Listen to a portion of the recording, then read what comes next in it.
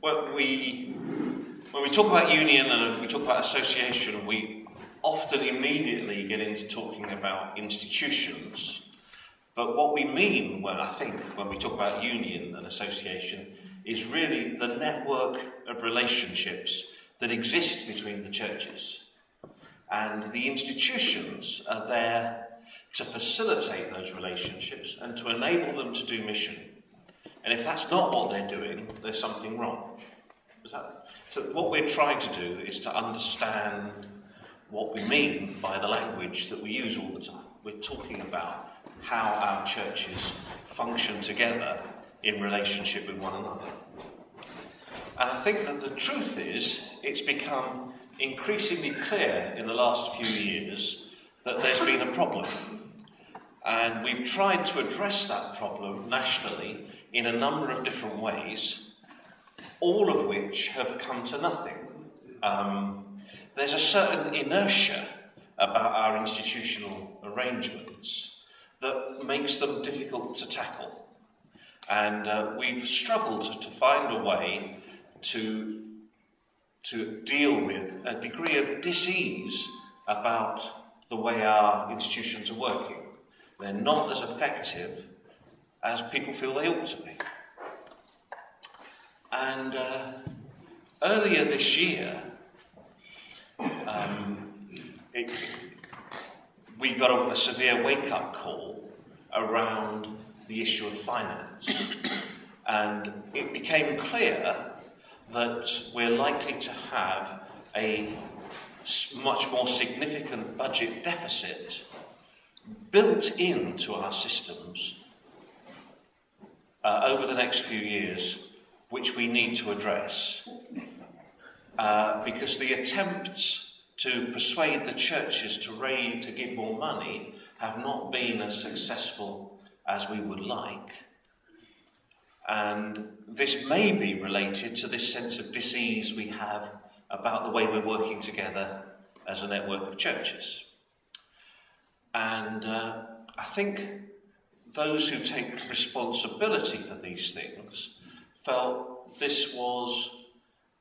we've not been able to solve the problem through in the ways we'd hoped in the past. Maybe this was the God moment. Because of the money, it concentrates the mind to do what we knew we needed to do anyway, but hadn't found a way to do. So that's what it felt like, that we were being prompted by the finances to rethink the way in which we do union and association.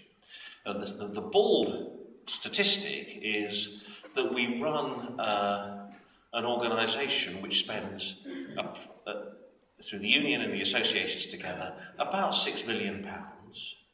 But at the moment, it doesn't look as if income is going to be more than 5 million, with about 4 million of that coming from the Home Mission Appeal. So in other words, we've got a structural £1 million gap, not just once, but year on year. And so one thing you could do is just cut everything we do by 20%. The institutional answer, the as much business as usual as we can manage answer, take 20% off the national resource, take 20% off the associations, take 20% off grants, and do your best to carry on as you were. Or you say, what's God saying? Can we initiate a process that will enable us to reformulate and reprioritise our work so that we spend the money that the churches are giving much more effectively, and perhaps then, having pruned, as it were, we can grow in a more effective way.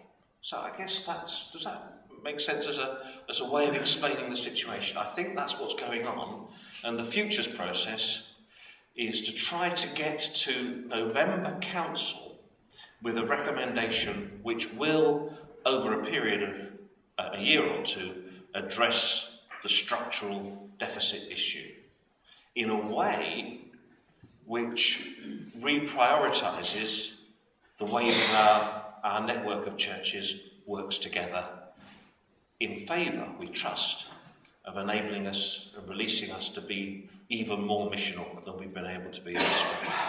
So I think that's my understanding of the futures process.